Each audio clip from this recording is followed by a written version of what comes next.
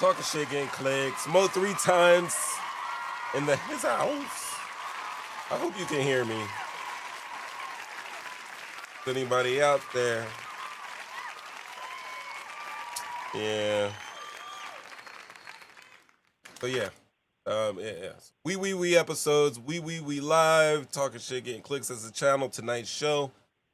Shh. Another wonderful secret. Hit the horns. I know. All right. That's right. I'm going to crack open this vault and drag some uncomfortable truths into light. We're gonna, it's becoming a series, a weekly event. Trump and Epstein. We're gonna have some new files. We're gonna have some old ties. We're gonna have that weird birthday letter. I made a version of it based off of my interpretation of it. If you haven't seen it on social media, I will show that to you tonight. But you know it's going to be messy. There's the DOJ is now going after the Obama administration. Trump's people are pointing fingers, and we're just going to figure out where all this is going. Mehdi Hasan versus MAGA on Jubilee over the weekend. Man, hour and 40 minutes of eye-opening drama. Then we're going to get into a little bit about that. You guys may have been seeing this on social media. There was a black dude from Jacksonville.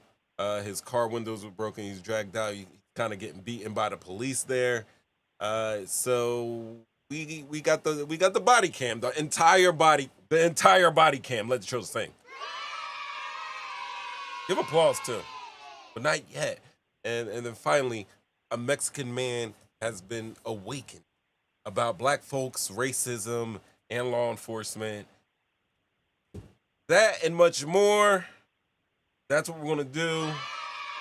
If you don't know, I am Mo 3 times. I'm in the house, and I am trying to find some type of music to play. How about this? Oh, yeah, that's old school. Let the children sing. Applause.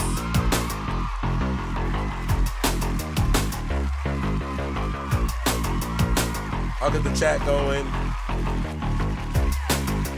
It's been a long day, so.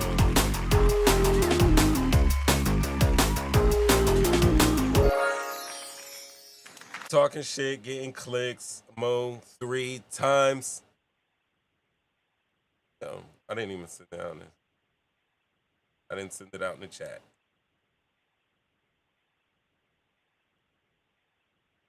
First. Oh, that's me. All right, so I didn't set the chat up. I'll set the chat up.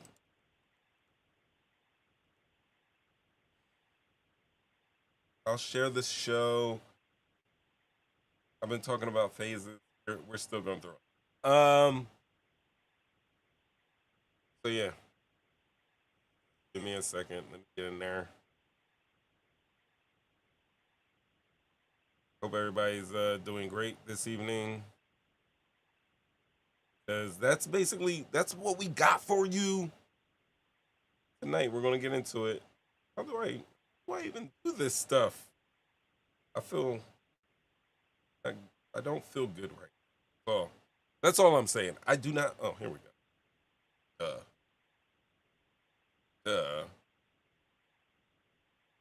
My food's been sitting on the island. Wonder.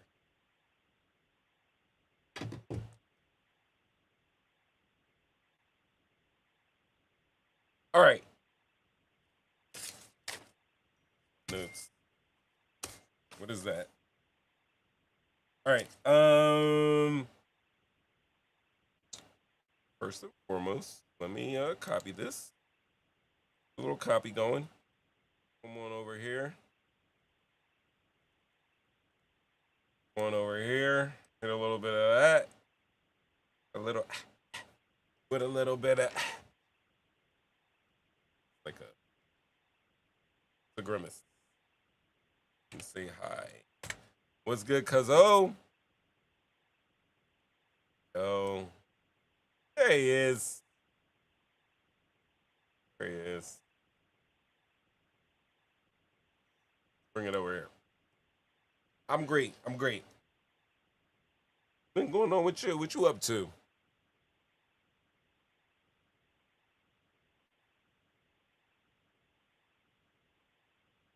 I'm gonna take my time. I'm gonna take my time. This is gonna be a good one. I might have to like clip him. Might have to clip. All right, so last week I don't think I did. We talked Jeffrey Epstein. Last week we talked Jeffrey Epstein, and I've been saying, hey, this is not something that's gonna go away in a couple of days, like all the other stuff that's going on. Then bombing of Iran, killing of innocent people in Gaza, floods, fires, conspiracies. Everything anybody wants to talk about is Epstein. But other than that, I did pull a couple of different stories that went on throughout the week for everybody to vibe to. I know you're gonna have an opinion on some of this stuff. Chilling. What does chilling mean, Uno? What does chilling mean, Uno?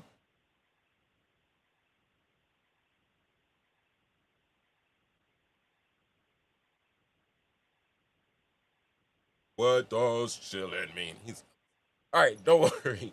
Don't worry about it. Yeah. Should we start with? I can't. That's kind of like copyright music. We don't want that copyright music. But I'm gonna tell you this. Well, dang it. Let's talk about some highlights from the week in regards to Donald Trump. One of the women at the center of the Epstein sex trafficking case, Virginia Giuffre, who recently died by suicide, claimed that. There we go. Let me set up the video. All right, here we go. Bam!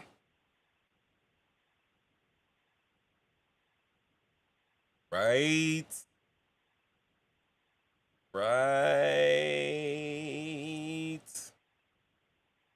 They friends. All right, so last week Donald Trump was like, yeah, buddies, and then everybody's been pulling. They've been pulling out the old footage, the old footage. The new footage? No, the old footage. They've been pulling out the old footage. I'm gonna tell you right now about this current controversy surrounding the Trump administration to Jeffrey Epstein, and it's based on a lot of recent reporting. So in May, Trump told that his name appeared in the Epstein files. Ew. Damn right it's ew. And this is according to the Wall Street Journal. They said that AG, Attorney General Pam Bondi, informed Trump in May that his name was mentioned multiple times in Epstein files. I don't know what this is. They're trying to end me right now. Whatever they're doing here, they're trying to end me. Not the fish that saved Pittsburgh. I think Dr. J's in that movie.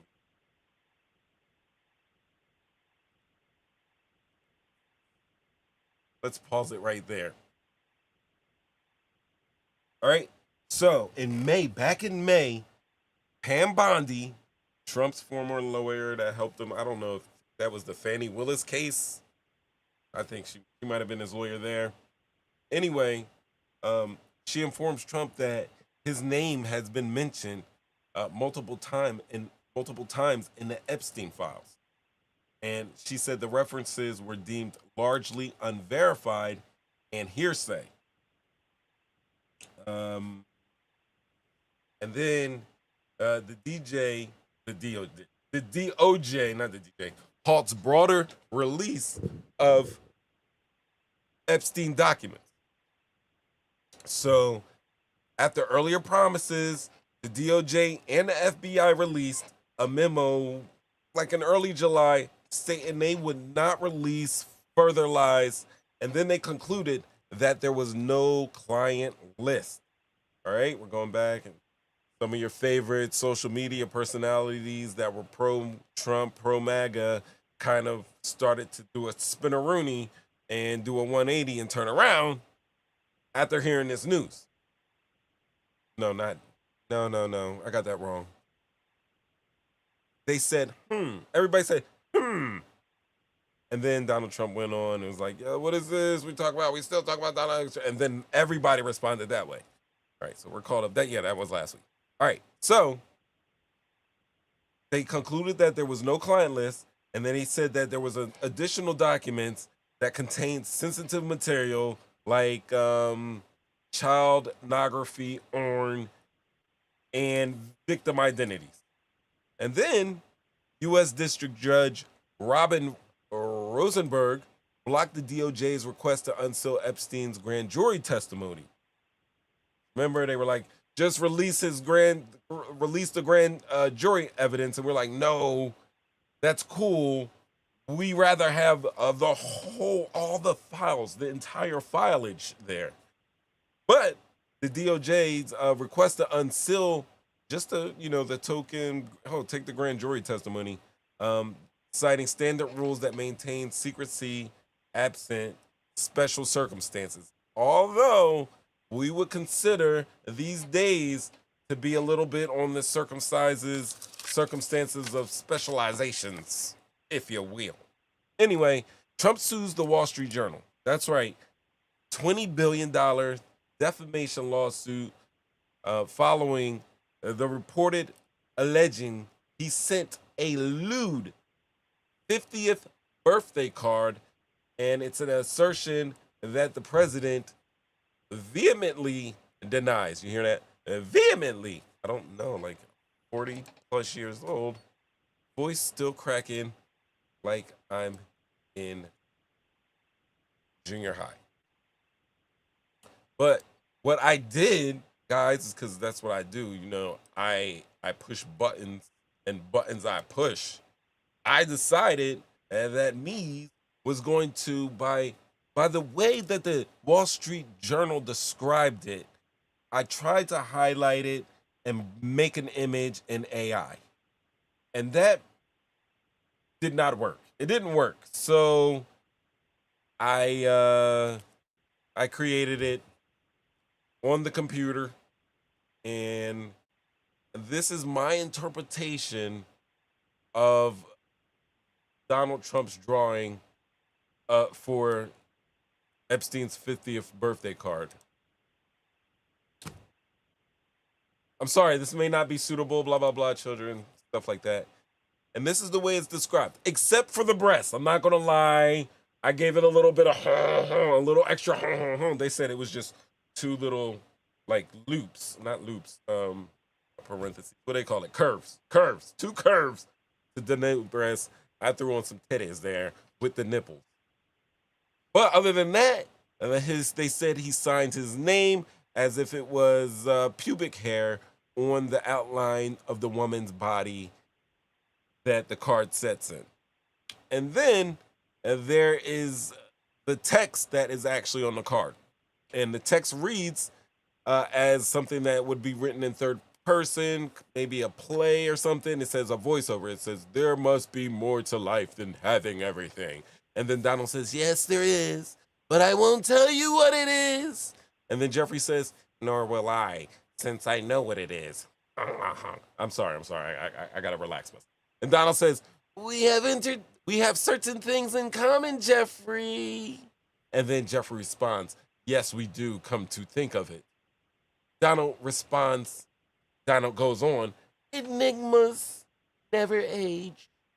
Have you noticed that, Jeffrey? Jeffrey goes, as a matter of fact, it was clear to me the last time I saw you. And then Donald says, a pal is a wonderful thing. Happy birthday, and may every day be another wonderful secret.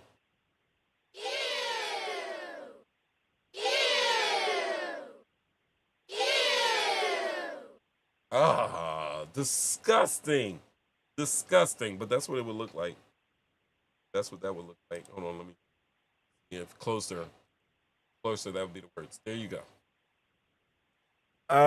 Yo, so this shit sounds all right. First of all, the president denies that he wrote such a thing. He said he doesn't doodle or draw, and then that was debunked like a split second later because there's like a pile of his own personal artwork of buildings and everything that he drew, and he would actually auction off for money at auctions for charity and stuff like that. But he says he didn't draw that. And if he did, this is what it would look like. But if this is true, like, think about the text that is on this body of work. That was a pun. Oh, y'all laughing? Don't laugh at that. But honestly, there must be more to life than having everything. You got everything. What else can you do? You have everything in life. What can you do? You have Mandingo fights, right? You have some Mandingo fights to the death, perhaps. Maybe. Squid Gaming people. Like, can you imagine, like, can you envision Donald Trump with the pig mask on? Jeffrey Epstein with the little, I don't know, what kind of animal would he be? What's Jeffrey Epstein's fucking power animal? Let me know, guys. Let me know in the chat. Call in 313-825-5557. Let me know. What's Jeffrey Epstein's power animal? You gotta let me know. But can you imagine him sitting up there and like watching Squid Games or something like that? This is reminiscent of this. It doesn't necessarily not scream, hey, but it seems like there's some like a little secret, wonderful secrets between friends. Shit that they do that may not be acceptable to the greater people. But in his little small circle might be a thing to do. Would that include abusing young girls, women? Possibly. Could it be something a little bit more nefarious? Because there's talk in the media and on major news stations that have mentioned, pundits have mentioned that there were other additions to Jeffrey Epstein's birthday card book. So basically what happened is for his 50th birthday, all his friends got together, wrote him nice little notes, and then they took these notes and cards and they bound it into like a leather bound book for his keeping. And some of those pages, people said that Jeffrey Epstein was depicted as Dr. Jekyll. Not Dr. Jekyll. I'm sorry. Jack the Come on. Have mercy on me. Aww. Thank you. Thank you. Appreciate it. As Jack the Ripper, which is like the turn of the 20th century premier serial killer. I think that was I want to say the Hughes brothers did a movie about it with Johnny Depp about Jack the Ripper, I believe. Was it Johnny Depp? Taking like opium, hunting for Jack the Ripper or whatever. The other lady from Boogie Nights was in it. The girl with the roller skates. What's her name? I don't remember. Anyway, could it have been? Could it have been? All right. So Trump sues the Wall Street Journal for $20 million. The Murdoch and family gets sued. And I would have to ask also, news companies, news agents, Trump's been suing news agencies for the past couple of years now. Like, do you think that they would put out something that they weren't willing to back or to qualify? The lawsuit is distraction, for a hope of a settlement, for a hope for all of this to go away? Or is this just, a defense mechanism? Oh, they said something crazy about me, I'm going to sue. Now, guys should also know that while directing limited disclosure, the DOJ sought a meeting with Ghislaine Maxwell to potentially gather information about additional perpetrators, which is weird because they said this was a hoax and nothing was going on. But then I don't know. People are playing that there's no hoax, so Ghislaine has to get out. But really, the Trump administration said it was a hoax. But at the same time, Pam Bondi said she saw videos of children being abused, and she wasn't just going to let it out. And they are obviously not letting Ghislaine out at the moment. So what's going on there? 313-825-5557. Also, there's a lot of insider reporting that reveals that the PR team is frustrated and President Trump is clearly furious about relentless media focus on Epstein overshadowing his agenda. Maybe that, or maybe this is one of those things where you could probably get listen, they couldn't get him for keeping classified materials in his bathroom. That wasn't good enough. They couldn't get him for inciting January 6th.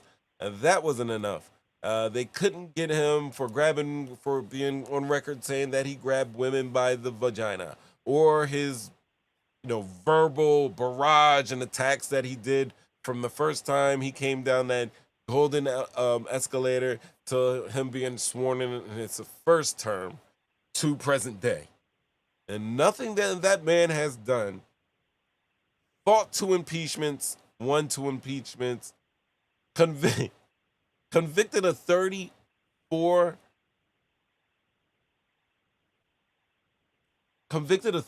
felonies, still sworn in.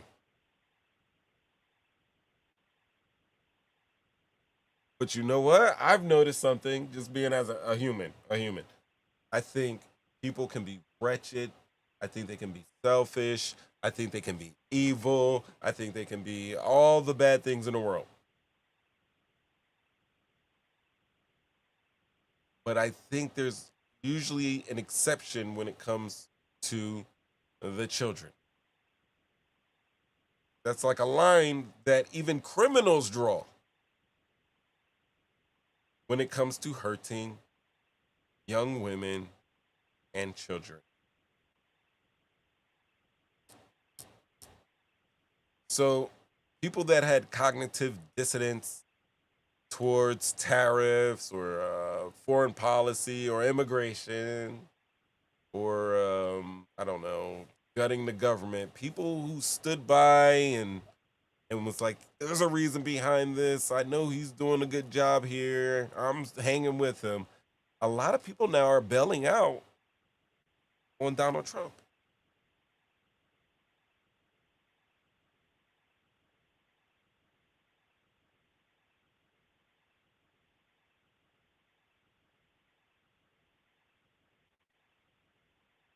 What kind of information can Ghislaine give? Are they going over there to make sure she shuts up? Or, I mean, is there an interview where Ghislaine can be like, hey, I saw such and such, so and so? Because honestly, Ghislaine's in jail right now because not that she was trafficking children or anything, but she abused a child with her boyfriend, Jeffrey Epstein. They used to pick up young girls.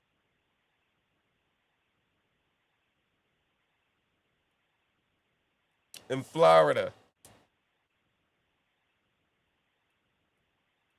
And now, like I said, you don't mess with the babies. That is a line in the sand for a lot of people.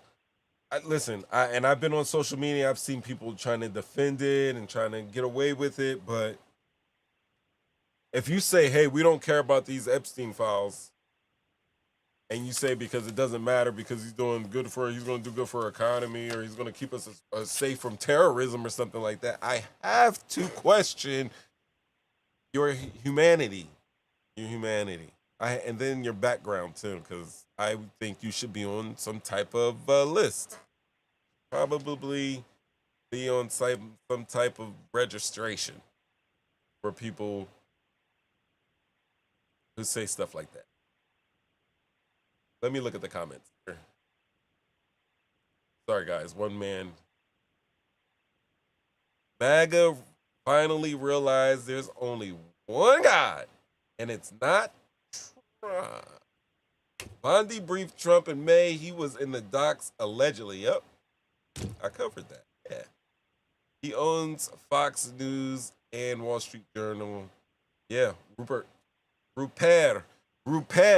who's also a pervert himself. And he's standing back and he's standing by behind his own journalists on this one. So we'll see. But what is the biggest story in the news right now? Still Epstein Trump. That's big. It's big that it's still the number one thing being talked about. I'm definitely still interested in it.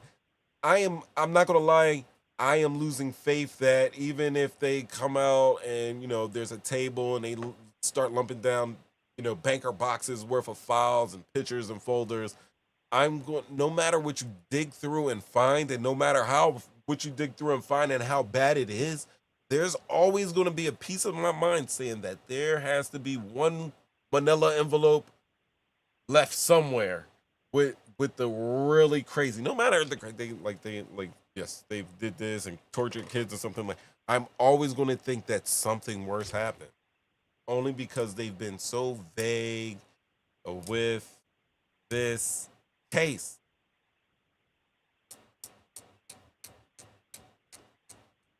I mean, I don't think any Democrats, had a soft spot for Jeffrey Epstein and his whole plight, and going to Epstein Island or anything like that.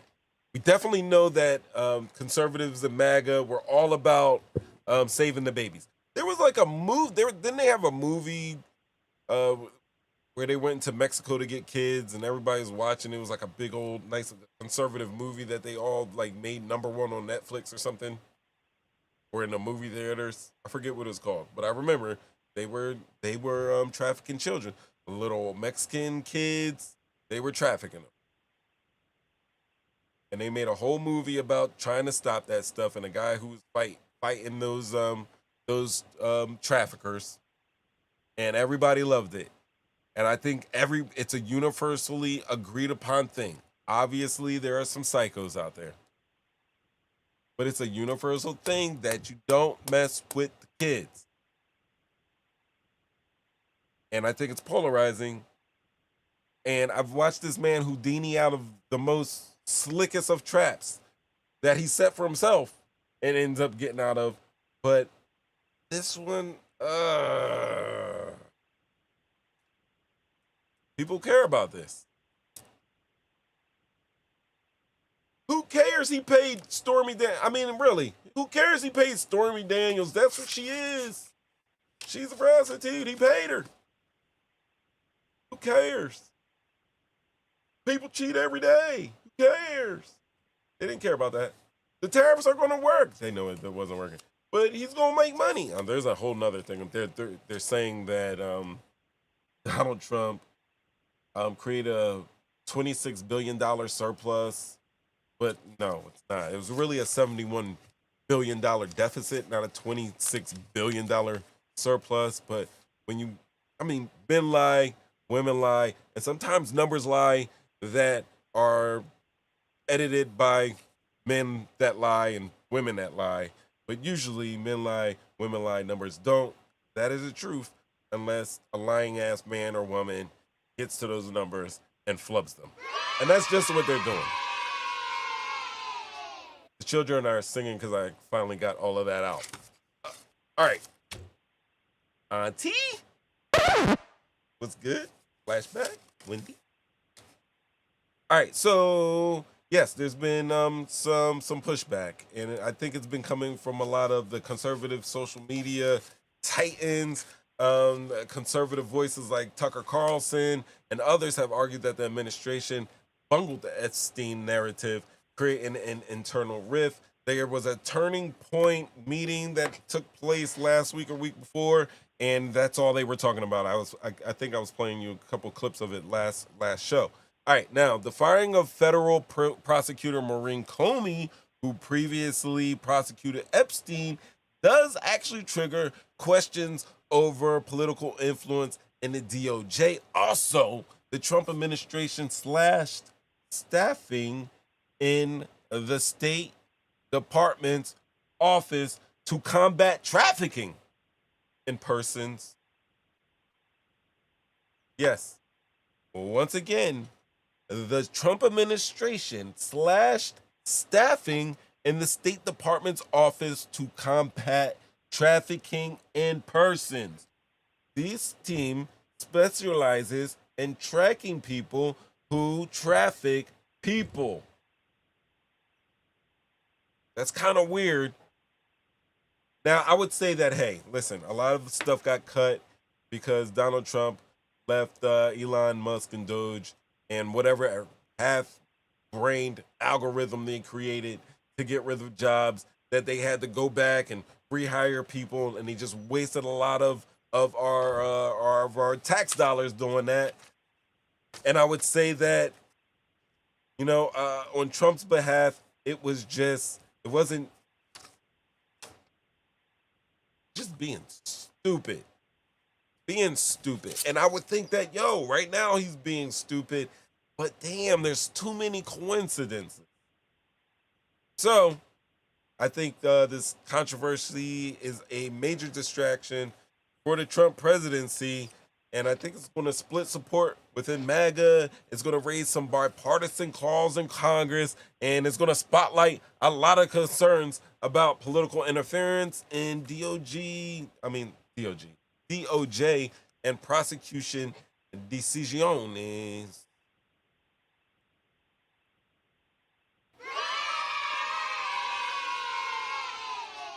All right. Ladies and gentlemen, hit the lines, call in, let me know what you think about this right now. Our phone number is 313-825-5557. Next up, we're going to talk about Russiagate, the resurgence, and Obama being under attack on We Live.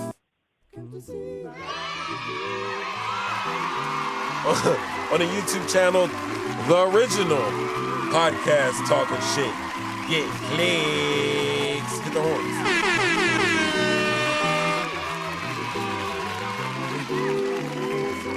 Tonight's show, another wonderful secret. Next up, we're going to talk about Obamagate. You see Tulsi Gabbard, that's why she represents Obamagate in the thumbnail this evening. Then later on, we're going to talk about the couple that got called at the Coldplay concert. Crazy. We're going to talk about Mehdi Hasan. If you have not seen that Jubilee, I think that was an hour and 40 minutes of straight craziness. I'm going to let you in on it. This man right here in the left-hand corner, in the bottom left-hand corner, got punched up by some police officers in Jacksonville. Why are you? Stop it. There you go. We're going to discuss that because there's a billion different ways you can go with that. And then finally, my Mexican friend has a word for the peoples, all right? So let's get to it. Let us get to it. All right. So after all this Trump mess, you know that, and this is just my opinion, maybe you agree with it, Donald Trump had to, to distract. I'm thinking he had to do distraction. Let me turn another screen.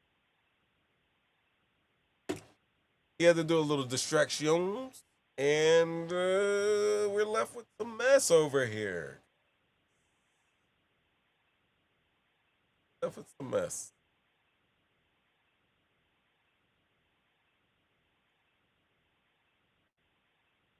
Oh yeah, I could do that. That would be good. Let's do that.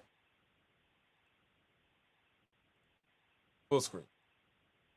Go full screen, please. All right. Wonderful. Man, ladies and gentlemen, let me tell you what. Let me tell you what they did to that boy, Barack Obama. All right, so guys, you guys know who Tulsi Gabbard is, right? She is the director of national intelligence, interim, I believe, right now. And she's releasing declassified intelligence. Oh my goodness. Tulsi. She unveiled a House Intelligence Committee report, right? And in that report, she's basically claiming that Obama officials deliberately manufactured or politicized intelligence on Russian interference in 2016. Once again, she's saying that Obama, his administration, and officials inside that administration deliberately manufactured or politicized intelligence on Russian interference in 2016. Guys, does anybody out there, please tell me you remember this, when Donald Trump had a speech and he literally in his speech looked at the cameras and was begging for someone to find some dirt on Hillary Clinton, like Russian operatives to find some information on Hillary? Do you remember? I did a show, because you probably don't remember, but back in the day when they started putting Trump and Putin together as best friends and on social media and on t-shirts and stuff like that. You guys remember that? You think that was the result of the Obama administration? Let me know. Let me know. Anyway, the Oval Office, inside that Oval Office, remarks on July 22nd, which was today, Trump publicly denounced Obama for treason. Treason. I mean, inciting a riot that attempted to destroy the Capitol and kill lawmakers wasn't considered treason. But Obama is being denounced for treason because he led a years-long coup by falsely tying Trump to Russia, calling for DOJ action. Oh my God, he's not doing it right. Anyway, Trump then goes on to share an AI arrest video of Obama. You want to see it? Because I got it. I got it. You want to see it? The president is pushing back. Let me make sure I got the right. No, I have it. I wouldn't play you guys out. Here it is. Let me throw it up on the big screen. 40.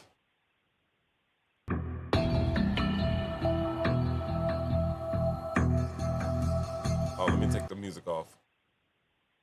This is an AI video of Donald Trump that he posted to his Truth Social. He posted this to his Truth Social. He posts everything to his Truth Social. Guys, I already told you, if you don't know before, I got Truth Social. I got it just so I can keep my eye on everything out there. And, he be posting. When they say he's posting, this is not Twitter. I don't know. I think he's still banned from Twitter. But he's posting on Truth Social.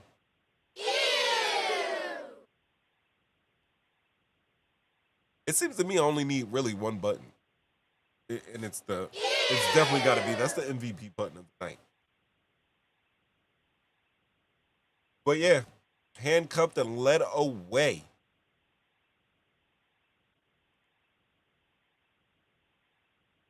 Yep. That's the video. But also, because of the allegations, the Obama camp struck back. And basically his office, who's usually silent on this stuff and not really critical of everything, they called the allegations bizarre, ridiculous, and a weak attempt at distraction. If you agree, let me know. Throw ones in the chat. If you agree with Obama, is this just bizarre, ridiculous, and a weak attempt at distraction? Or is Obama a treasonous Hussein? Gotta throw in that Hussein. Barack Hussein. I can't do it. But I will loop this video again because it's amazing. AI is amazing. But using technology for evil, not good. Not good. All right. So Tulsi and Trump claims special counsel Mueller, Senate Intelligence, CIA, and DNI, that's the position she holds right now, all concluded that Russia interfered. And they said, though they didn't alter vote tallies, critics argue the new claims misinterpret or cherry pick data. Ew. Oh, hold on. Aww. There you go. I mean,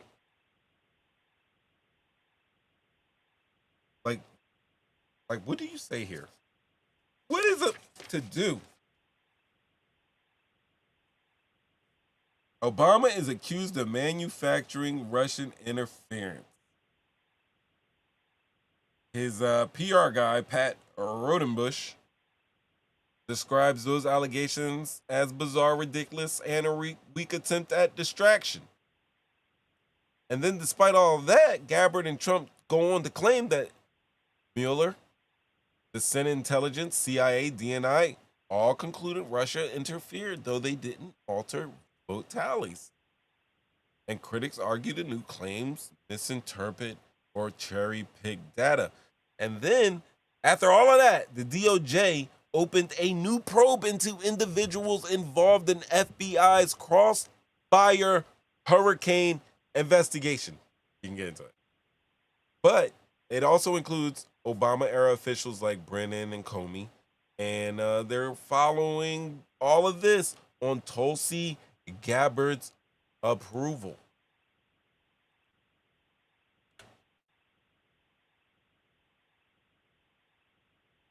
So, Democrats, some Republicans, some intelligence professionals, they denounced the move as politically motivated. Duh. They also say that it's an insult on DOJ independence. And Senator Mark Warner and Representative Jim Hines criticized the maneuver. Also, observers say that Trump's intensified focus on Russiagate and Obama is a deliberate diversion to recenter the public away from Epstein's revelations, mirroring prior deflection. That's what, look, I'm sure you said it. That's right, deflection. Gotta let me know. All right, so I think this is a big deal because, first and foremost, Trump's pivot to going after his former predecessor that shit's bold.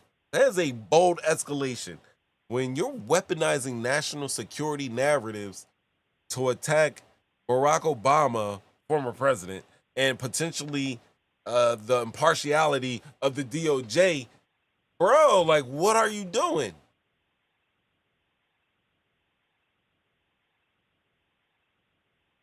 I think a lot of people see this as a political appeal to his base because he's under pressure, right? He's under that pressure. But what he's absolutely positively doing unlike, oh my God, unbeknownst to him, kind of like when Candace Owens went after Kamala Harris's ancestry and is basically fucking up Ancestry.com and all the sister sites out there. Ew. I had to bring that back up because thinking about it pisses me off to no end. But what we're doing is kind of like that. He's rewriting history. He's eroding institutions, and he's trying to shift the national conversation. So yeah, ladies and gentlemen, I understand this. This is what I'm saying right now. Like, I understand. I understand. We understand that there's floods. We understand that government agencies have been cut. We understand that there is a real threat to our children's and the future's education coming up in America. We understand that the rights of women, the rights of minorities, the rights of immigrants, the rights of people who were birth citizens by right of birth. Like, all of this is under attack. And I understand that there are going to be a plethora of other pressing issues. Gaza, hell, Flint still has dirty water out there, as well as Mississippi, as well as probably everywhere else in the United States of America. And we're going to want to focus on that. We're going to want to focus on some tariffs or something like that. And it's all important. Believe me, it's all important. But this Epstein stuff,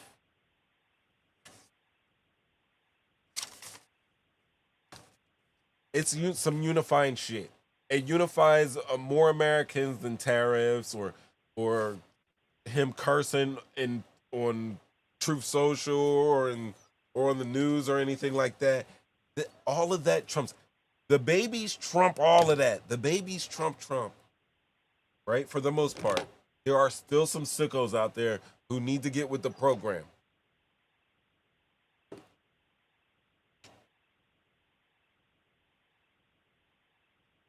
But this is the one.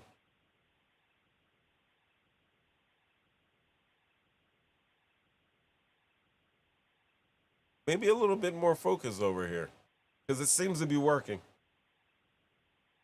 In my heart of hearts, I say, like, listen, we need to deal with these other issues. Because I'm not a jerk. But this is how the jerks fight. And Flashback one time said you got to fight fire with fire. And maybe he's right on this one. Aww. Yeah. What's up, JumpOut Gang? Many people know him as the JumpOut Boys in their city. Let the children sing for you. All right, so yeah, we're gonna expect a lot of DOJ investigations. There's gonna be more deep fake theatrics that are gonna be posted on Truth Social. We're still talking. See, Jeffrey Epstein's brother said that he was on a plane with Jeffrey and Trump, and that they were good buddies, and that they were talking, that they were having big funds, and everything like that. But yeah, for Obamagate, you got to expect more DOJ investigations. There's going to be more deep fakes that are going on Truth Social, and there's going to be a lot of tension in the weeks ahead. Insane. This is definitely distraction. He's gonna keep talking about it. He's gonna keep ramping it up. But I want to get onto something that was, oh my god, oh my goodness. We live talking shake and clicks. This is our show. It's not like over or anything like that. I'm segueing. I am so segueing right now. All right, that's Michael Cohen. I like to listen.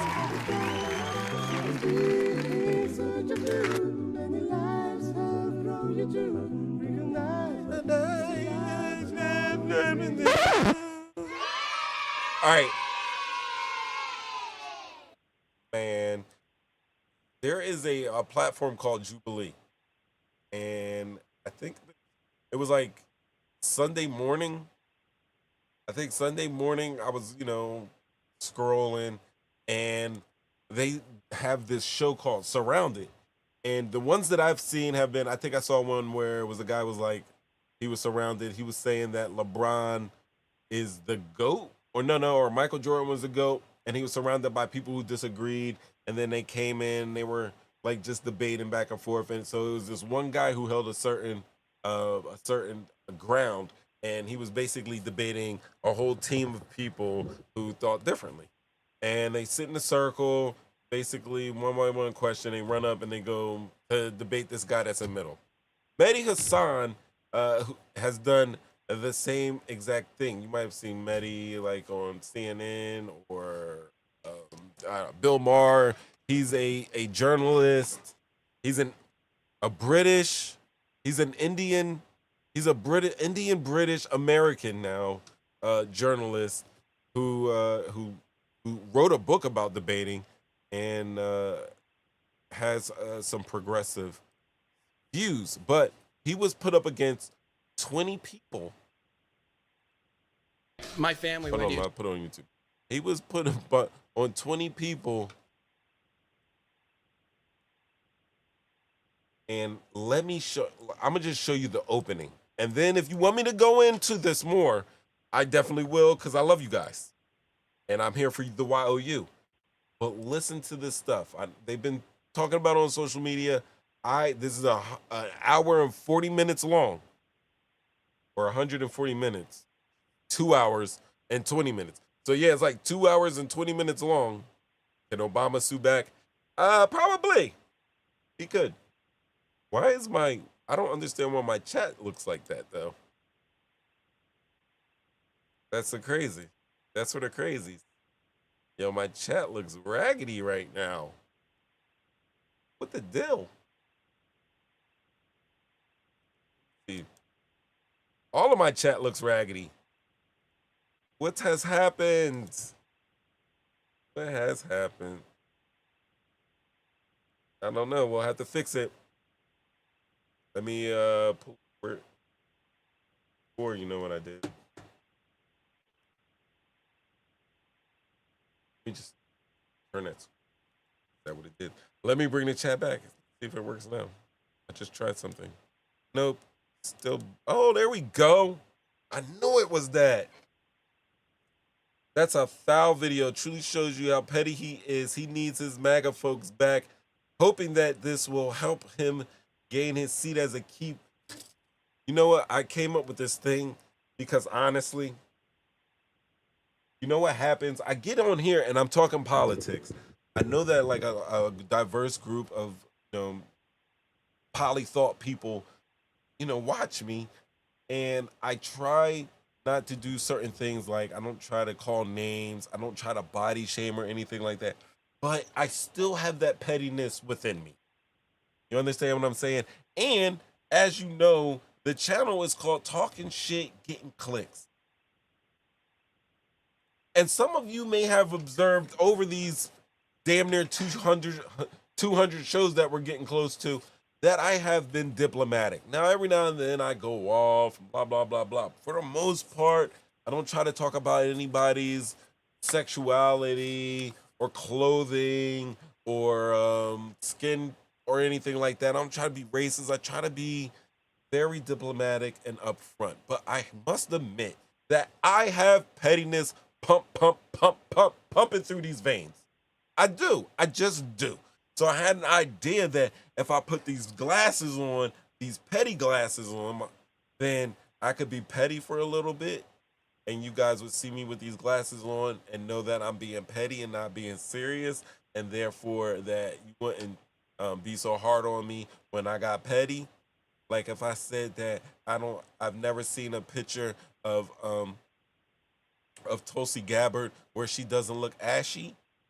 Like if I said that, like I've never seen Tulsi Gabbard not looking ashy. Like I wish she got a hold of, if she used her power and privilege to open up the files of the Diddy case and maybe snag herself one of them oil bottles, then maybe she wouldn't look so ashy. And maybe she might want to take a couple shots of that baby oil so it can get in her system and come out through her pores. You know what I mean? Maybe.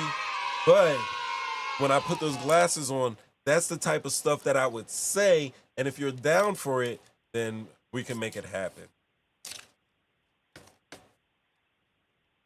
Let me know in the chat.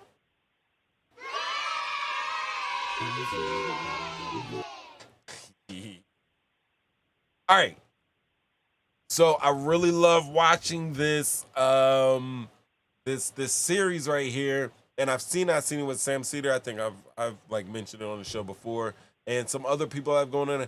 But I watched this entire thing just to see. And if you watch this, please, you're not going to be. It's thoroughly entertaining, and the people that sit down in that seat across from Mehdi Hasan are eye-opening to what the United States of America currently is.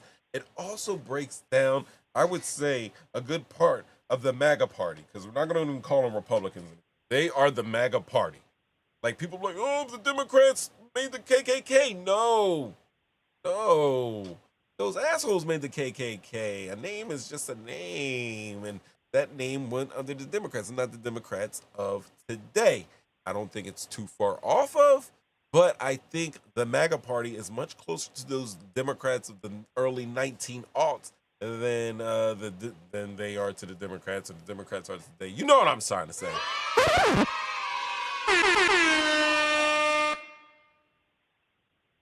Let me play this for you. I am so long-winded. I apologize. My family lineage is settlers from the 1500s. Colonialists. Yeah, You colonials. don't look yeah. very Native American to me. I am Native American. Whites not. are Native Americans. What are you Sorry, talking about? you're not. What are you talking about? You're a little bit more than a far-right Republican. Hey, Starting off, like, you just got to play these highlights one more time. My family lineage is settlers from the 1500s. Colonialists. Yeah, You colonials. don't look yeah. very Native American to me. I am Native American. Whites not. are Native Americans. What are you Sorry, talking about? you're not. What are you talking? They're all clapping with him in agreement. That shit blew my mind when I saw that. It blew my mind. Aww. But really, that was disgusting.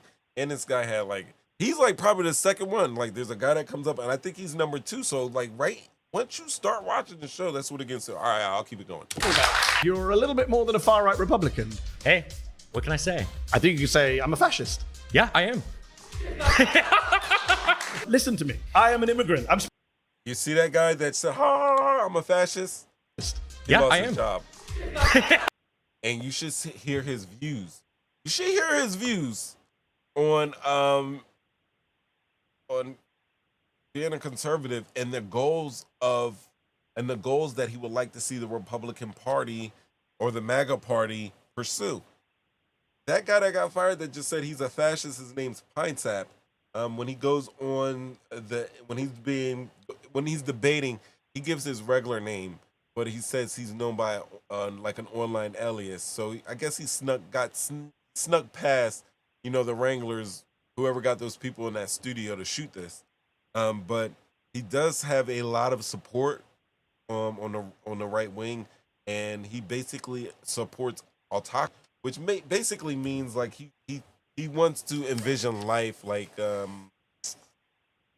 don't know, fucking King Arthur or something like King Arthur, where everybody's just ruled by one benevolent king and kind of works together or whatever like that, to get rid of all the dark-skinned people.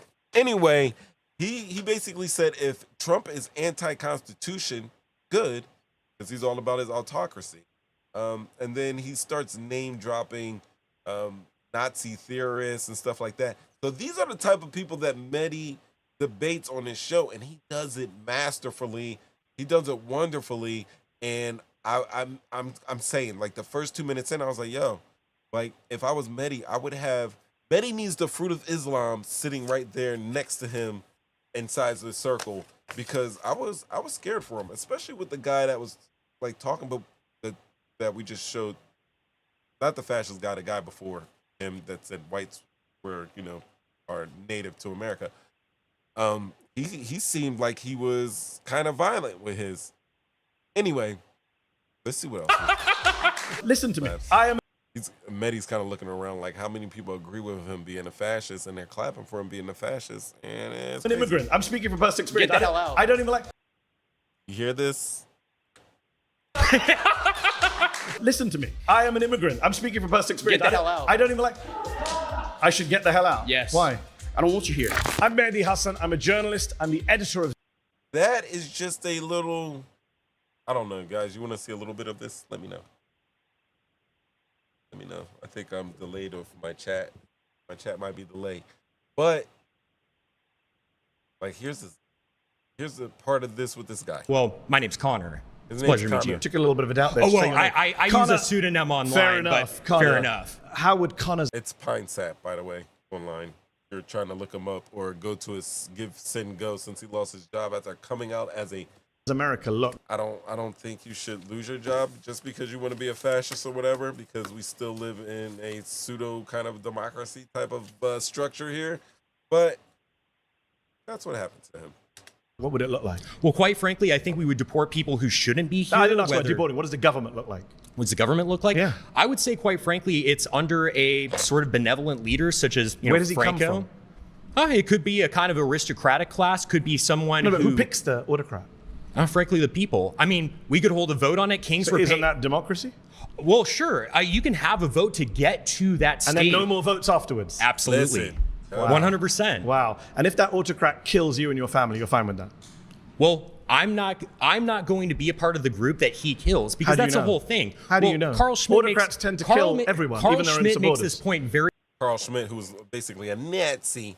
Then they're going to go on to being like, I don't mind if you call me a Nazi, I'm going to be called a Nazi. And then everybody starts clapping and agreeing to that because they don't mind being called Nazis at all. But as you can see, his main thing was like, listen, we should use and abuse all the rules that are open to us now, being democratic, using our freedom of speech, our freedom to bear arms specifically to reach our goals. And then once we are in power, we're going to close the door on all of that shit, and we're going to make each and everybody in this kingdom live this way.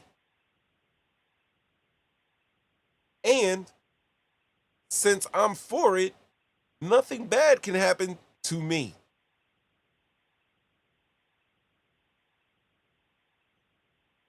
That's like the whole basic gist of this 2 hours long conversations. You're just going to get to hear it in so many different ways from different walks of life that these people all fall under the banner of Trump. Most of them. Some of them are way to the right of that.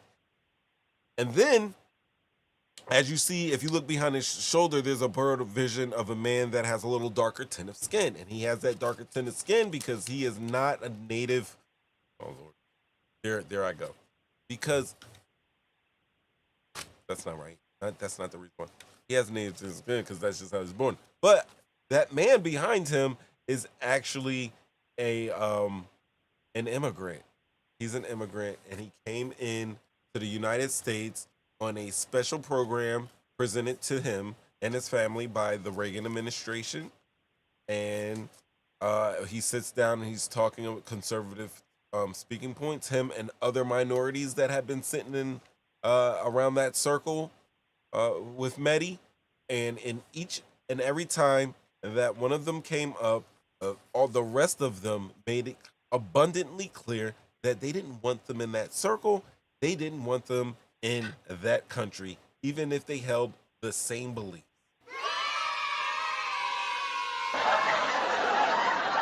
Yeah, laughter. Fools deserve it. Fools deserve that laughter. very well in his work. It's the friend enemy. So if you guys want to check that out, listen, don't go there right now. But at the end of the show, I'll throw it in the chat for you. Or you can just drop me a line in the comments, and I will definitely get that link over to you.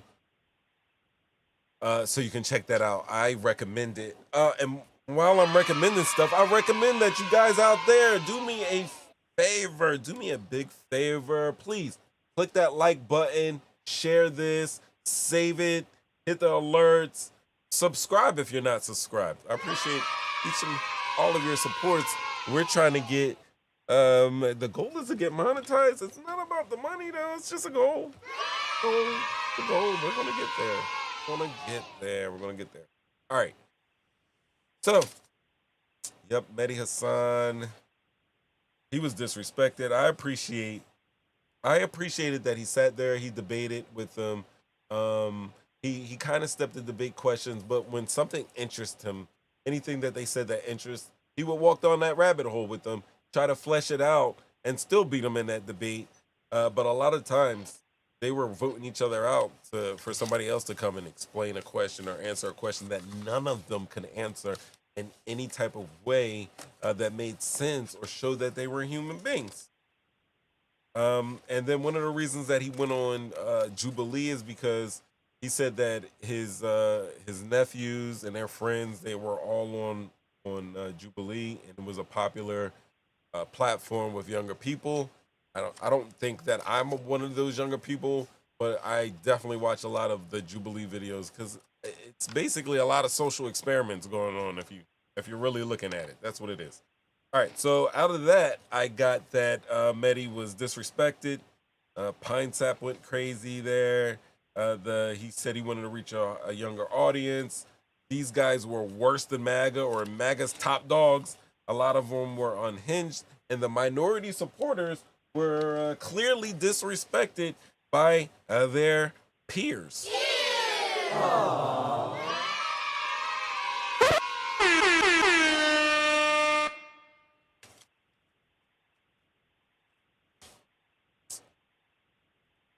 You know what? One of my favorite colors, my favorite color is yellow. My favorite color is yellow, and one of my favorite songs, and I know it's embarrassing, I know it's Coldplay, but it's Yellow. I love that song. Look at the stars, look how they shine for you, and everything you do. Yeah, they were all yellow. I love that song. I think you know where this is going. I think you know where this is going. Man, you know some people got caught out there with that song. Yeah. Oh. Yeah, that was Mehdi. Hold on. You Mehdi.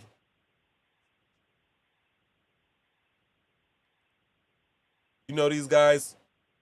Do any of you people know these people right here? You know that man's wife found out, right? You know that lady he hugged up with, not his wife, right? You know his wife found out. I'm pretty sure her husband knows. He's like a billionaire. He's a CEO. He owns a company.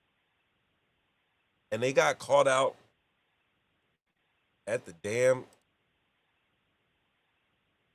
yellow. Let me make sure this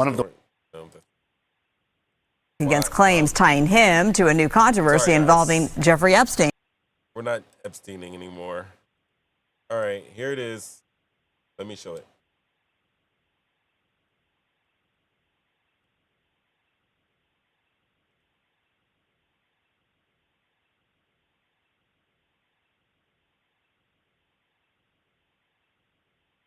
Come on, you're okay? Oh, what? Either they're having an affair or they're just, yeah. Oh, look at these two. All right, come on, you're okay? Oh, what? Either they're having an affair or they're just very shy. So I've seen these like I don't know if you got. I'm always scrolling, so I've seen a whole bunch of these. There's no video. I have no drop frames here.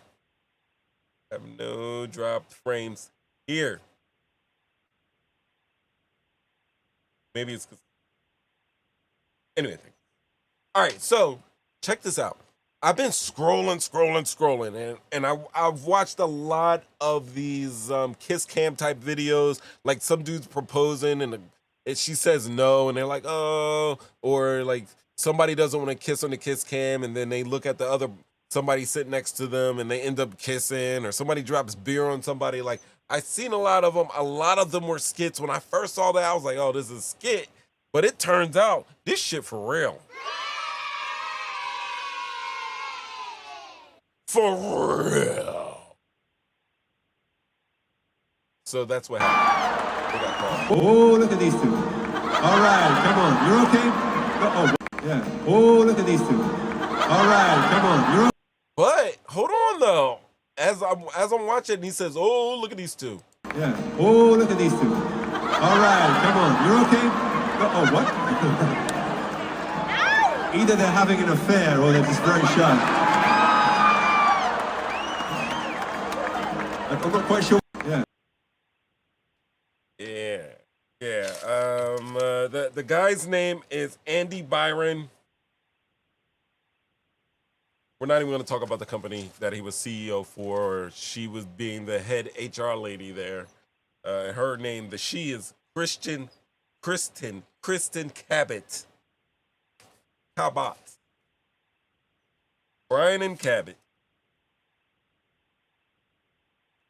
He has a wife named Megan, and there's a lady like that's crying and reading, saying that she was his wife. That has not been proved. So if you see in those videos of, Megan Byron saying that this is what she's doing and she found out. That's not true. That's not true. And by the way, that letter was written by ChatGPT. Not to say that a lady that was, mourning the loss of her marriage wouldn't use ChatGPT to write like a note to everybody to be like, basically, let me get my privacy. I'm trying to get divorced here. But I don't believe that's her either. I think it's just the people like me. Like I made the Donald Trump letter for Epstein that's actually based on Wall Street Journal's interpretation of the letter. That's what I did. These people are just role playing of how somebody will react. What we do know about his wife is that she left the house and went to, another house in another city that is a mansion. We know that she removed her last name from all social media before going private on all social media. We know that Andy Byron has resigned as CEO of the company. But we do not know what's going on with Kristen Cabot. No. Yeah. So they said she made a statement. They said his wife made a statement, but I can't confirm it. I've seen it on a couple of news sites, but I can't confirm it. But We'd like to say hello to some of you in the crowd. as a response,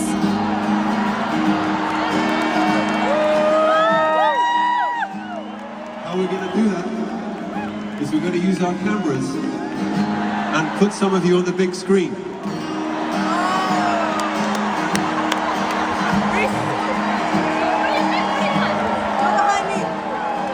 So basically, Chris Martin, the frontman for Coldplay, has basically reverted to giving warnings that, hey, buddy, you're at a concert.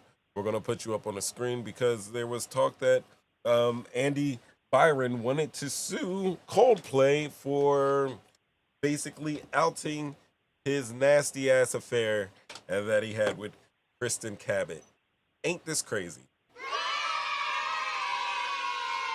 This has gone absolutely positively right. Do you guys remember like the little I don't know if he was from Canada, the Asian kid, and he's on a boat and he's doing this, and then he snipes and everybody's like on their tractor or lawnmower or a car or something like that, and they're doing like the thing that he was doing in those boat races.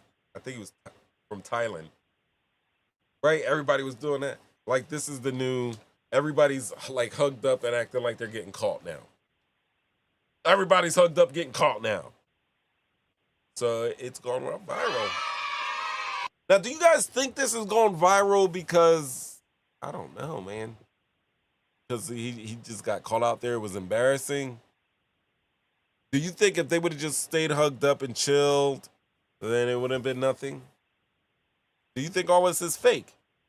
Maybe he just resigned for, because he's going to quit anyway? Because people are talking about the company. I'm not saying the company's name. Could it be? Let me know.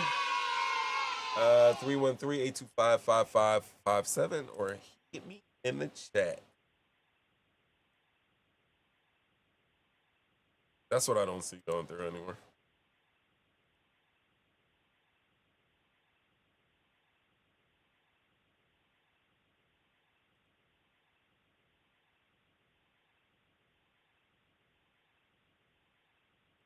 Right. Betty. Coldplay. Obamagate. Oh, man. All right, I'm going to do this.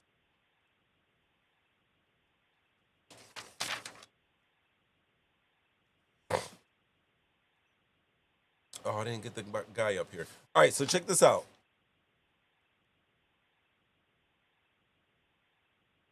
Five. Oh, okay. I thought I was working. All right, I'm working. So, there's this man that just went viral for getting beat up by the police in Jacksonville, Florida. Please give me a second I'm trying to bring this email up. I have a link.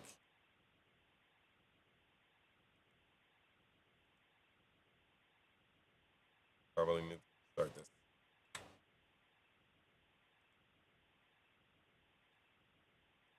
Maybe if I close some stuff.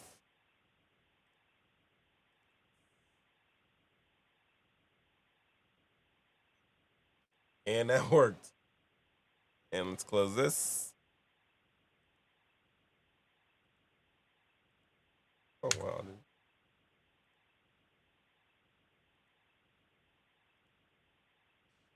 dude. That's good. I got that there. And let's find this jerk. Because there's a jerk involved in it. There's always a jerk involved. And I might have to bring out my petty glasses for him.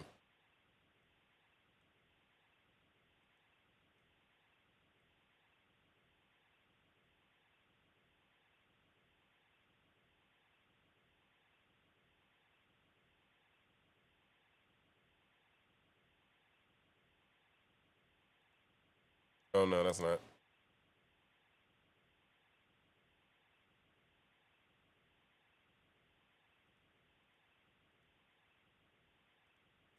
All right, I'm not going to. Oh, here we go. Check this out. All right, so there's this guy. His name is William McNeil Jr. He's 22 years old. He's a black man, and he was punched and dragged from his car by Jacksonville sheriff's officers during a traffic stop on February 19th. Now, the incident was captured on video and has since gone viral, and it has sparked national outrage. Now, according to reports, McNeil was pulled over for allegedly not having his headlights on, but despite it being daylight, he requested to speak with a supervisor, after which officers smashed his window and repeatedly punched him in the face with an open hand. I saw bare knuckles too, and I think to get bare knuckles like that, you gotta close your hand. Anyway, he was then pulled from the vehicle, punched again, and thrown to the ground. One officer reportedly punched McNeil 6 times in the legs as well, according to one report. Also, Sheriff T.K. Waters. Let's see what this guy looks like.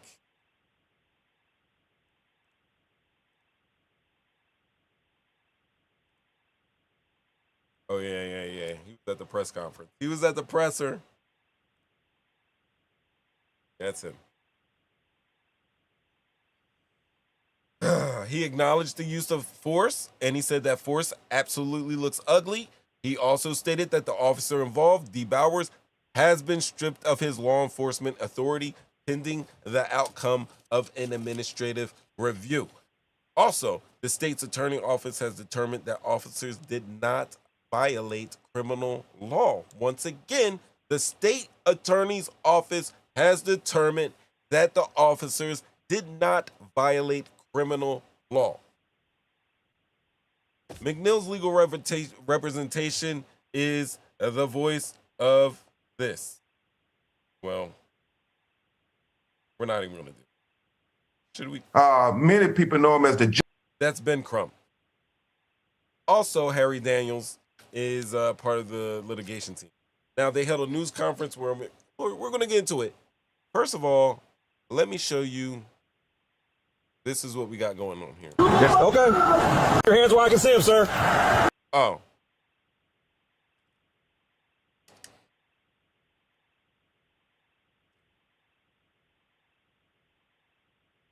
This guy right here, his name is Officer Tatum.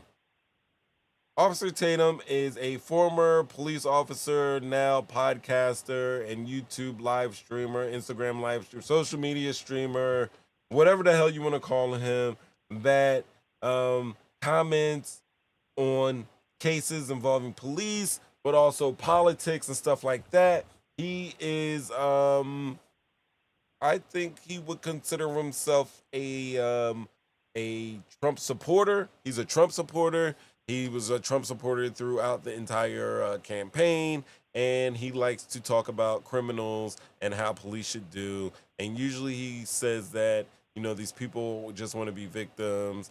Sometimes he says, like, these cops are out of control, but for the most part, he's letting people know that the law will be lawing. That wasn't me.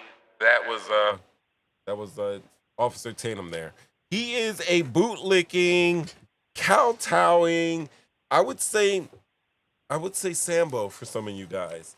But you may know the character as Uncle Tom, which is not accurate to be using Uncle Tom. You should be using Sambo once again, just to say if you're gonna go there.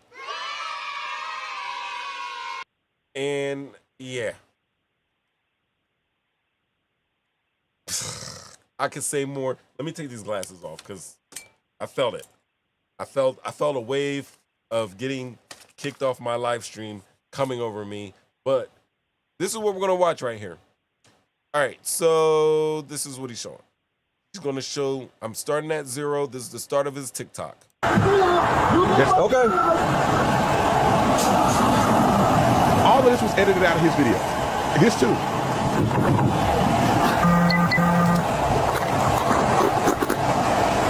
Sir, this is your last warning to open the vehicle and exit before we're going to break the window. Open the door and exit or we are going to break the window. Open the door and exit or we are going to break the window. Okay, pause it. This is where he started the video.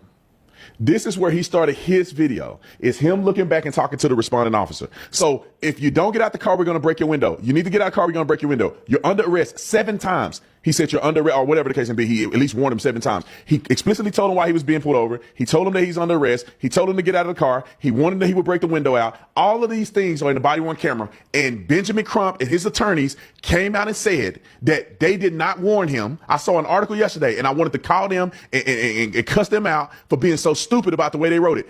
They said that he was never warned to get out of the car. He was never warned that his window would be broken out. That they just sporadically did this to him because they're lying. Roll the clip. No, he's under arrest. Open the door and exit. You are under arrest for resisting. Open the door and exit. You are under arrest for resisting. Open the door and exit. You're. All right, listen, ladies and gentlemen, let's see if Officer Tatum is correct. I may be wrong, but guess what I got? Y'all know I be getting them body cameras. I be getting the whole real deal. You got to see the warning sign. Here we go. Let's watch it. Yeah, Florida 24 Bravo Echo Charlie Whiskey on a silver Kia. I don't like this. Silver Kia.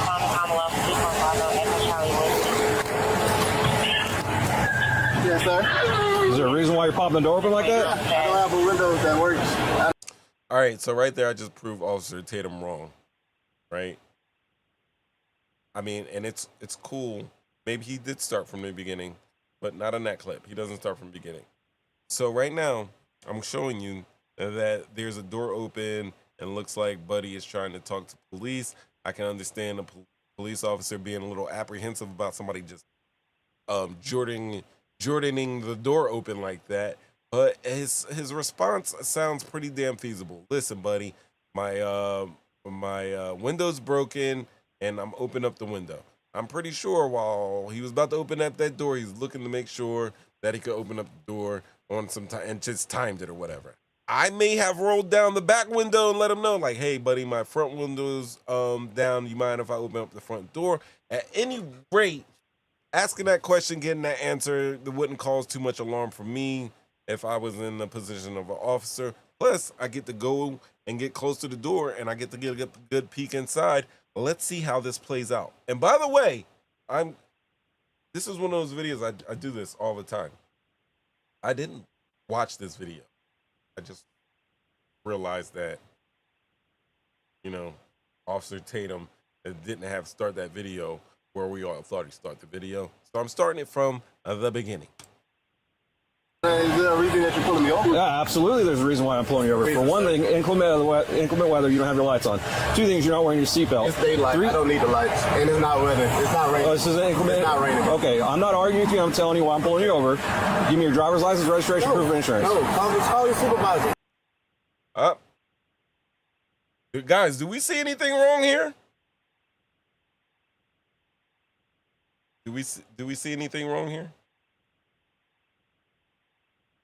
Why are you pulling me over? Usually officers be like, yo, listen, license and registration. You know, honestly, me as a motorist, license and registration, insurance, got you. Now we can talk. Now we can talk. Usually once you give them that license and registration, they're going to tell you anyway. Like, yo, you know why I pulled you over? No, I'm not sure.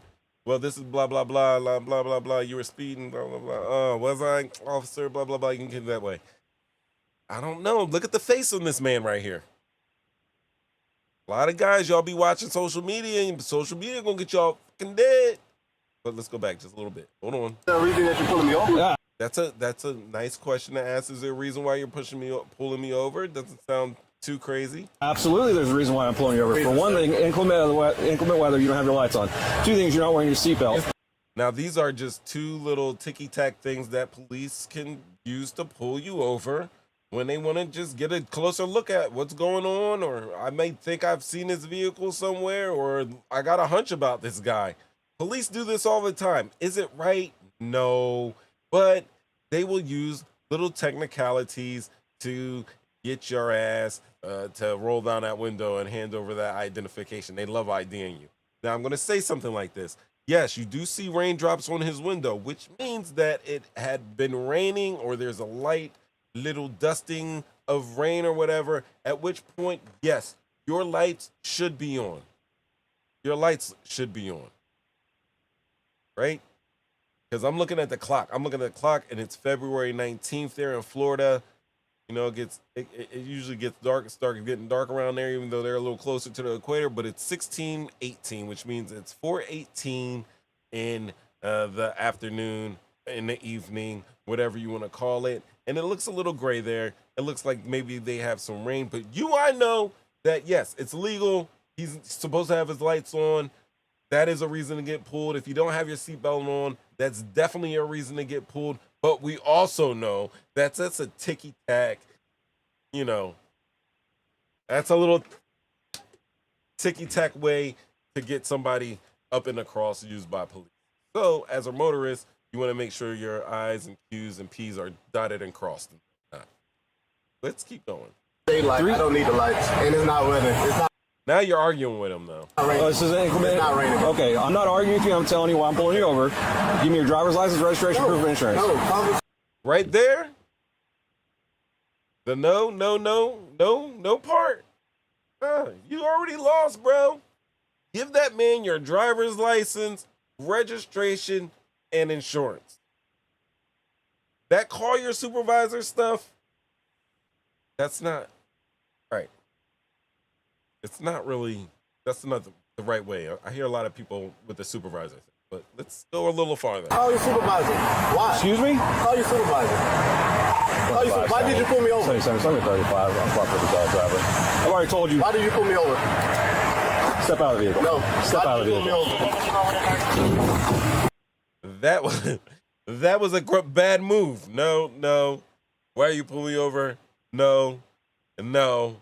Yo, is that a good move at all? Is this motorist doing the right thing at all? I don't want to sound like I just want to be clink, clink, clink. But first and foremost, anybody who has a license, if you're a black man, we've all gotten that talk. Hopefully he got that talk. It sounds like he didn't get that talk. But, yo, bro, like he legally asked you for your license, registration, and insurance. You should have gave that to him and then chilled the hell out.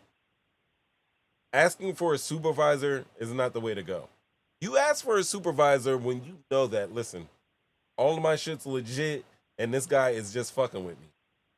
Yeah, if he came and lied and said like, yo, you and you're like, yo, I have my seatbelt on and my lights on, and by the way, I have a dash cam that's recording the front of my car, the back of my car, and like internally you can see me not breaking the law or anything, then I would get a little chippy. Me personally, I'm trying to make it home safe. You know, so it's whatever, and then I can go make a complaint or whatever about that. That's probably the safest way to go. But this guy right here in this video, because I've seen this video going around social media, he's not looking too good right now. Let's keep it moving. $25. 5-7. For not informed, the driver just slammed the door and locked it. Yep. What's your reason? He told you the reason already. He said because you didn't have your lights on. It's inclement weather, and yeah, he might be right responding like, yo, somebody else don't got his lights on. Who cares? Whatever. He's pulling you over for it, and you're wrong. You can see little water drops on his car right now. I'm going to also say that supervisor stuff. Let's talk about that. Yes. Once again, if there's something and you really think it's like, please, can you please call your supervisor? I wouldn't get with him like, I'm not doing any attitude or whatever. We're not going to have a dick measuring contest or a big dog contest. We're not having a big dog contest in this situation. You know what I mean? We can have that later. But right now, you got it, bro. You got a gun and a badge and a radio, so you can call more guns and badges on me. You got it, sir. Whatever you want. Basically, whatever you want. Give me my ticket so I can leave. No, I want a supervisor. Really? Want more police officers over there. Now I get the supervisor thing, but because they always say it on social media, you're scrolling through and somebody's always calling for the supervisor, and because their rights are really being violated, supervisor comes and a sergeant will be like, look, oh man, you're wrong about that, or they will supervise the rest of the traffic stop, and you're gonna go about your way, or you might find yourself up in the back of a police car. At any rate, it's not like you have a constitutional right to a supervisor.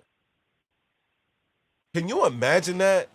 Can you imagine the supervisor? You're a police officer and you're a supervisor, and every damn near every Instagram or TikTok video is somebody asking for a supervisor? How many supervisors do you think they got out on the streets in Jacksonville that can just come and drop whatever the hell they're doing to go see a traffic stop with somebody that has, you know, for a light and a seatbelt? Are you fucking serious? There are some cities that do have that policy that, hey, if they call for a supervisor, just keep them there and they'll just have to wait till I get there. And that's cool, but Jacksonville isn't one of them. I didn't mean to do that. So he should probably know, but let's keep going. 25-7.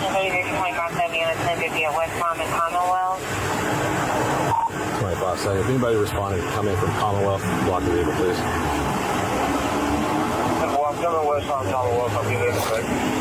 Keep your hands where I can see them, sir. Now, by the way, while he's calling, it looks like he's calling backup and everything. He could have just called it. He may have been able to call a supervisor. Let's keep going. Yep, my camera's on too. I've already told you. Okay. Now he's talking to me now. Second unit's pulled up, it looks like. Sir, this is your last warning to open the vehicle and exit before we're going to break the window. Open the door and exit, or we are going to break the window. Now, listen, 2 minutes in. So, Officer Tatum, if he shows this whole thing here, I have no problem with it. I have no problem with what's going on so far, calling a backup, telling them that, hey, look, bro, you close your window, I can break your window. That's cool. Open the door and exit, or we are going to break the window. Well, we're conducting a traffic stop right now. You need it. No, he's under arrest. Hey, I'll out the car. I'm going to push that.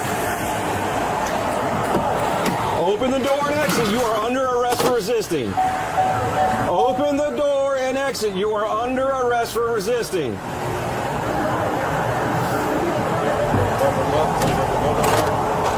Open the door and exit. You are under arrest for resisting.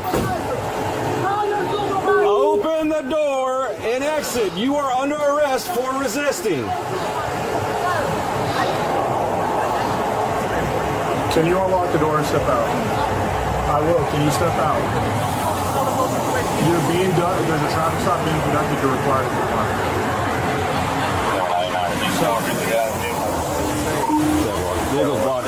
Yes. Is there another person in that car? He's locked it up. Put the window down. Correct. I tried to talk to Huh? Okay. So what did he ask for when he I guess, when he pulled me over, he walked up, opened my door because my window don't work, right? And then I said, so what I did wrong? Yeah. He said, well, for one, your headlights are off under this weather. I'm like, there's multiple people headlights off. Okay, that's so. That is not an excuse. Multiple people having that. I get it. Yes, they're picking on you, but you don't have your lights on to be picked off. And as we're listening to him explain, you can literally hear cars sloshing through wet weather. And then there's no rain. It doesn't matter. You're still required to have headlights on. Can you pull that law up? Huh? Can you pull that law up? Yeah, when you step out of the. Yeah, you want to, like, come on, bro. Yeah, I can do that. Give me your license, registration, because I'm trying to search and check you for warrants, because now you're acting funny. I don't know. They don't know who the hell they're dealing with. They don't know what the hell's in that car right now. Now, I can't trust you to be like, yo, I popped this door open on you because my window's broke. I can't trust that no more. Since now you done closed the door and you acting like this, maybe you popped out that door because you thought about blaming me real quick. This is just what I'm thinking as a police officer. I know he showed this video on social media and you're probably looking at me like, oh, you're crazy right now. But right now, I'm thinking if I'm in the position of police, bro, that window would have been cracked. He'd have had a gun in his face. All right, well. Hey. Can you call your supervisor? Huh? Can you call your supervisor? All right, go for it. Exit the vehicle now! Exit the... And that's when it gets stupid. Right there. He broke the window. Clean. I have no problems with that because we just watched 4.5 minutes of straight body cam. But yo. Vehicle! Show me your hands.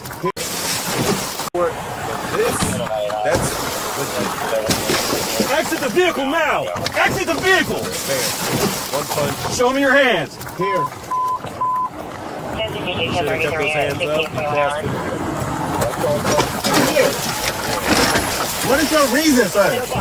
What is your reason? Step out now. All right. That punch.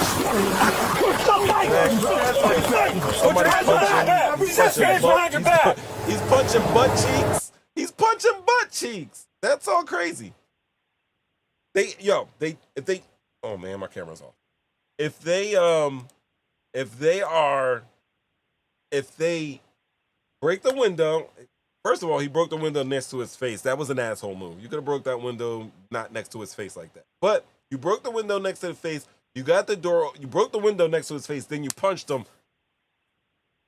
That's a no-go, bro. You're wrong now. Now you're also a criminal, right? They snatched him out.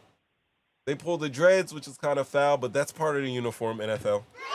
Oh no, why did I say that? Yeah, I know that was tacky. I should have my petty glasses on when I said like that. But yeah, they punched him in his face again. They snatch him out that car, give him a little, toss him to the ground and handcuff him and toss him to the ground. I have no problem with that. The closed fist punches, Now he's gonna be rich.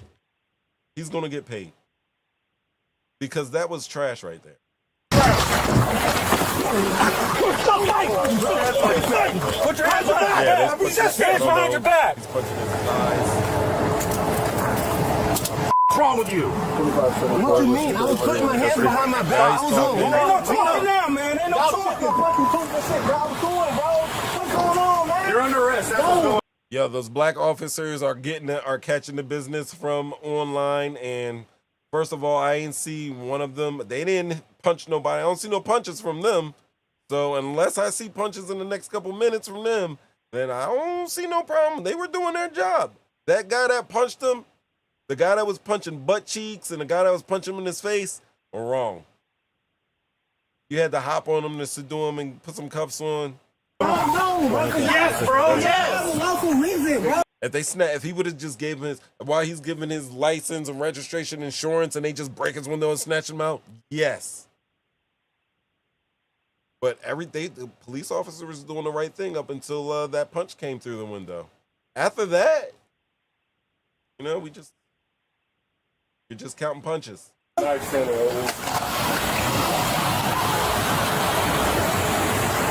the phone like that, bro? Yeah, I'm gonna take it off of you, bro. And I'm just trying to have a regular conversation with y'all, bro. It's not gonna work too late. When they asked me to step out of the vehicle, you should have done that shit. So your partner didn't even act. Marijuana in the right pocket. Yes, it is. So why close the door if you see marijuana in the right pocket? Like, does that really matter? He had some weed. It was in his right pocket, which means it was in, you know, it ain't like he, I don't know how much weed you can get in your right pocket, but them jeans don't look like they Junkos. They look presently cut. So what can you get in your pocket without looking crazy? Like a 7 maybe? Not a felony there.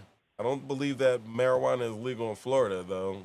But I mean, marijuana is nothing to get your car broken into or slammed to the ground or punched for. pull up? Because, man, what you mean? He talking about arresting me and stuff, but I didn't do nothing. Another tip, guys. He should have gave his license, registration, and insurance, and after that, he should have shut the fuck up. Shouldn't have said anything.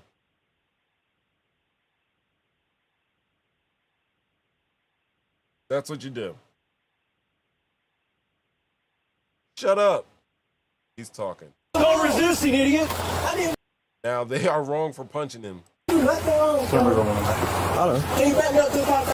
Look, he's probably going to get it. And I don't know. Back in the day, you see, he punched him and probably caught his finger on a tooth or something like that. He probably caught his. Look, damn, those are thick ass hands too. He punched him with them thick ass hands. Them shits look thick and compressed. And he's got a cut on his knuckle. That would literally be another count for him injuring an officer or some shit like that. I don't know if they still do that, but if it's Florida, they might have that still. He might be catching more charges now. You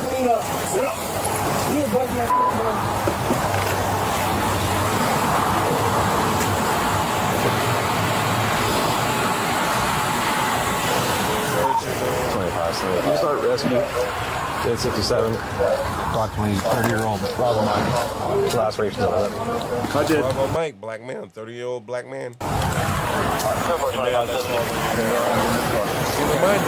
He reminded him to call.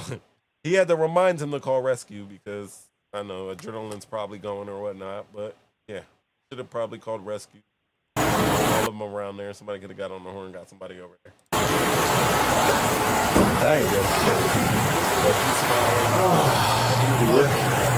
I know. Looks like two officers throwing punches. Yeah. Oh, yeah. What's your name?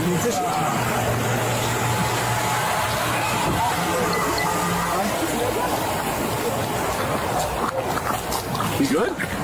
Yeah, you or him? Oh, okay. Well, that's it for you too, honestly. What is that? That's it.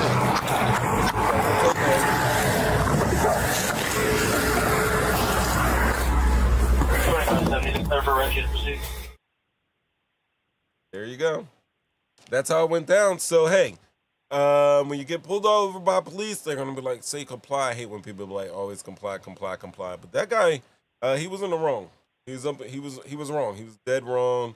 He should have just gave the license, registration, insurance. Buddy was kind of patient with him in the beginning, even though, you know, you could see a little spiciness already from the beginning or whatever. But ultimately, Buddy probably should have just listened to the poll. He was high. Insane.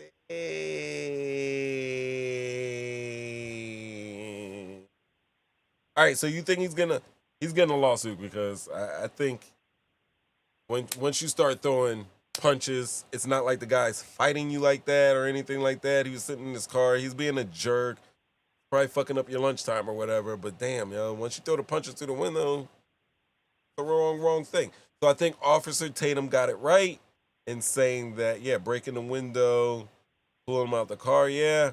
But unless, and I didn't listen to the rest of also Officer Tatum. It's not my cup of tea. But for the rest of it, once that fist came through that window, it's a done deal issue for me. You know, so hopefully Ben Crump can get that weed case popping for him, or I'm pretty sure that ticket's gonna go to put. But yeah, the officer is on administrative leave pending an investigation. And if they've just watched, I mean, the investigation should not take longer than, I mean, play it back twice, 20 minutes at the most for that investigation. And then that police officer should be, I don't know. Yo, what do we do with police officers who are punished for brutality?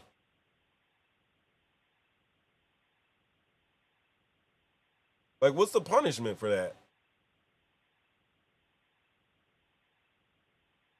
Because Buddy, he had lacerations, which means he had to get stitches. He chipped a tooth on the knuckle, as you could see from the video.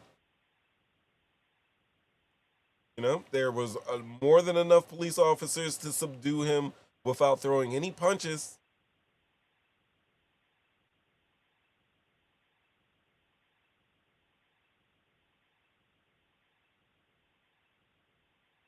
Insane. Insanity. What do you guys think? Let me know. Know in the chat. 313-825-5557. I don't even know where my phone lines are. If someone's calling in, I wouldn't know right now.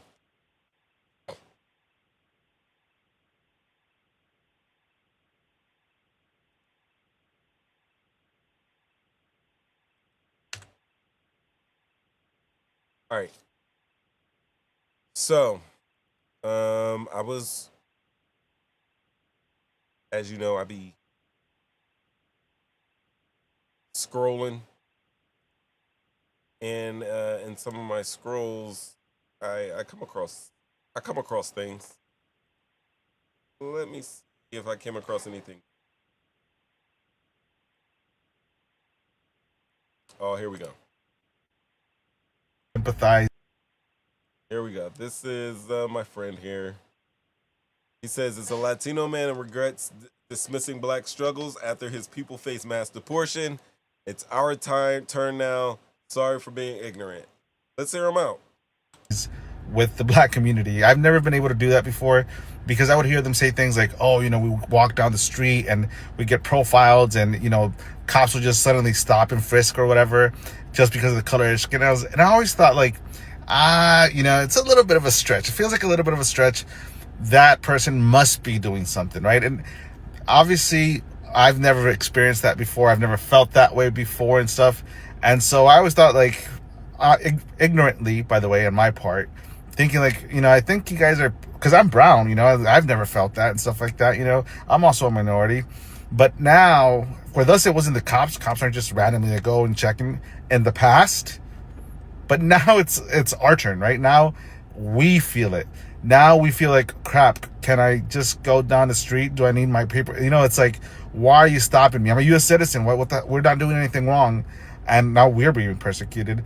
And so now I'm thinking, like, crap, this is what the black community meant, you know? And I kind of feel bad. Well, I don't kind of feel. I feel bad because I never really could understand where they were coming from or where you guys were coming from. But I can assure you that now that it's here with us too, it's like, crap. I honestly, legitimately didn't think it was real. But it's real as hell. And it's obviously minority groups that are targeted and persecuted pretty much. And it's right now with us is because we're brown. You guys have had your turn when, you know, cops were just in bigger cities, urban areas, stopping disproportionately, you know, the black community and stuff. And I just want to say, like, I guess now I understand. I think moving forward, there's going to be a little bit more unity because we now can see where you guys are coming from. Well, at least I can, you know. And so, yeah, guys, I just want to say sorry for being ignorant before, but I hope this unites all communities, not just minorities, and call out things for what they are, regardless of the race. Now I can empathize and sympathize with the black community. I've never been able to do that before because I would hear them say things like, that's trash right there. Like, oh, you know, we walk down the street and didn't believe us. All right, so a couple of things that I got out of this. First of all, I can always appreciate a good apology, you know, especially when you're apologizing just for being ignorant. And it seems like he was very, very ignorant. because it seems to me that he forgot history. He forgot history of his own brown people out here in America. You know what I mean? He forgot the Treaty of Guadalupe Hidalgo, where U.S. citizens promised citizenship to Mexicans living in newly acquired Southwest, and then promptly treated them like second-class citizens. Or on a show I said previously, in the 40s, the Zoot Suit riots, where white servicemen in LA attacked young Mexican Americans for daring to dress fly and exist. Or, excuse me for using this language, Operation Wetback, 1954. Yes, Operation Wetback. Over 1 million people, some U.S. citizens, were forcibly deported in mass sweeps. 1954. 70 years later, it's happening again. In the modern era right now, he's experiencing racial profiling, ICE raids, family separation at the border, and being scapegoated for this immigration crisis. That's right. They're number one scapegoats now, and he's still and he's realizing that. So I think it's important to remember your history. History is always important, not just exactly what happened, but exactly what happened. The context, yes, because history doesn't repeat itself; it rhymes. I got that from Urban View, and they're right. It's right. It doesn't absolutely positively look like a Hugo Boss suit with shiny boots and a German accent. Now it's some dude wearing some Levi's and a flannel, and he's throwing up the Heil Hitler for everybody, but it's kind of like a wave. So it's a wave and a wink, but that's history repeating it, not repeating itself. That's history rhyming again, right? Applause. Orange. Also, I love his idealism of hope of now that he's realized like what's going on, that he's thinking that many of his own people have realized that are still sleeping, because there's a lot of woke people out there of all colors, but specifically his people waking up and saying that, hey, now we can come together, because ultimately to win this thing, we're all going to have to come together. And I think that the 1% knows that, since they own the majority of the wealth, you know? So the only way you can beat that is by coming together. That's everybody coming together. Everybody getting on one accord. And what I saw in these comments, if we're looking right behind me right here, you have Kira Savage saying, y'all only been going through this a few months, try 400 years, with a laughing emoji. And I understand the frustration, Kira Savage, aka my black queen. I understand the frustration there, but going on there and saying, hey, y'all only been going through this for a few months, try 400 years, followed by a laughing emoji, does not help this situation. Imagine somebody comes up to you, they take their time to put their thoughts together, even if you can tell that they took their time to gather their thoughts and come to you with a proper apology. I'm not saying that this man in this video is giving the bestest apology with the best historical references to, well, historical events to reference to, but I don't necessarily think that he's just doing it just for a social media thing. I think that he is really apologetic for not believing black people when they said they were being discriminated against, from that they were being abused, and that they were being harassed by police officers. And now that he is experiencing it, and a lot of times, and for people to learn to empathize with another group, they sometimes have to go through that. Sometimes they can't hear the stories or watch a movie or hear a song or hear somebody speak, and they absolutely positively have to experience it for themselves to come around. And it seems like he was one of those people that have had that experience, and now he is around. And I believe that his job is to educate his people to say, hey, this is what's going on. And it looks like he's trying to do that, and I applaud that. However, when he comes in with the hope that, hey, I think this can all bring us together. I look at Kira Savage, who is probably on the black people's side because she's making a pro-black person's quote here, even though it is anti-people. And because it's anti-people, it's anti-all of us. Because when somebody apologizes like that, you don't just stare at them and throw a smiley emoji at them.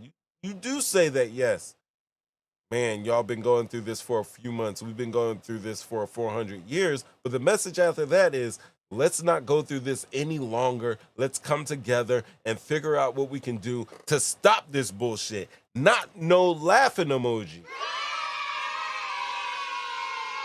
But next, below that is Prada, and Prada is fucking acting duh because they're like, do me a favor, save that shit. So they're either talking to Kira, which is now we're infighting here, or they're telling the man that's doing that is giving an apology to save it, which is not positive at all. And then you got I Dream of Mimi, who says we don't give a F with a heart. So this proves to me that, hey, listen, steps are being made to come together. It takes time for wounds to heal. It also seems that there's a little bacteria getting in that wound, and we need a little neosporin on it because there's going to be people who try to not allow that wound to heal completely. I would just remind everybody that, hey, if somebody's trying to do better and better their life, that you grant them and give them some grace, because none of us in this world are perfect, and most of us have probably done some fucked up things that we regret in life. I know I'm one of them.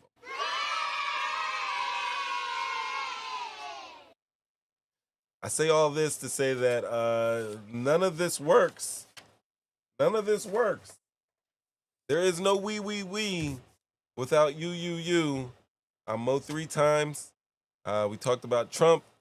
We talked about Obamagate. Now that the Trump's we've all agreed that he's running distraction to distract from his Epstein woes. We talked about Mehdi. Oh, by the way, let me put you guys on. Let me give you the link.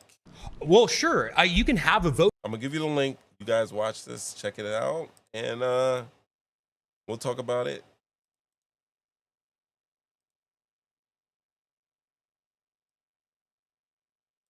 There we go. So check that out, and we'll talk about that next time I'm on. Until then, ladies and gentlemen, I am Mo 3 times. This is Talking Shit, Getting Clicks. We episodes 5. Mo 3 times. And we'll get back at this next week, fighting misinformation, calling out bullshit, and learning some new things, having a little fun. I appreciate each and all of y'all for coming out. Please don't forget, like, share, subscribe, and I'll see you guys next week. All right?